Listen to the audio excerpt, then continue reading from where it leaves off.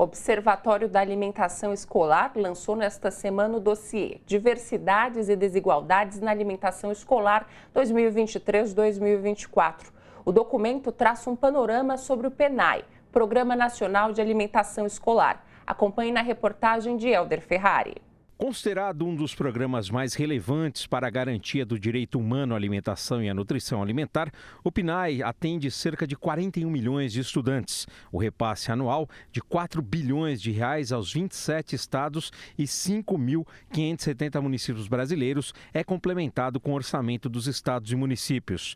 Mariana Santarelli, coordenadora do Observatório da Alimentação Escolar, explicou que apesar de o PNAE ter evoluído, inclusive com a exigência de que 30% dos recursos sejam destinados à compra direta de alimentos da agricultura familiar, ainda há muitas questões a serem melhoradas. Quando a gente vê a implementação do programa, a gente vê que na ponta não necessariamente isso está acontecendo, né? As escolas são mais vulneráveis do ponto de vista da alimentação escolar, da educação como um todo, né?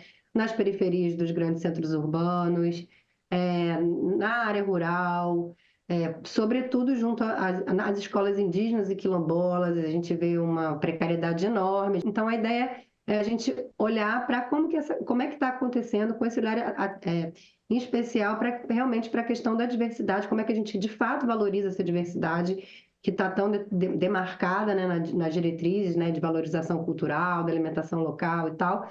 Como que isso está ou não está acontecendo, o que a gente pode fazer, olhar para algumas experiências exitosas também. Esse é o principal foco dessa edição, né, do nosso dossiê. Outro destaque desse dossiê diz respeito aos desafios de atender a estudantes com necessidades especiais, como diabetes, alergias alimentares, doença celíaca, entre outras. A advogada Fernanda Mainier, membro da Aliança pela Alimentação Adequada e Saudável e cofundadora do Põe no Rótulo e Alergia Alimentar Brasil, destaca que o PNAE se baseia em alimentos in natura e o que tem dificultado essa alimentação especial é o desconhecimento das famílias e dos profissionais que trabalham nas escolas. Muitas vezes a gente recebe, né, pelo Põe no Rótulo e pelo Alergia Alimentar Brasil, da qual eu faço parte, muitas denúncias de famílias que chegam na escola pública, né, com seu filho matriculado e são informados de que eles não vão receber alimentação especial porque eles não têm como fazer aquela alimentação.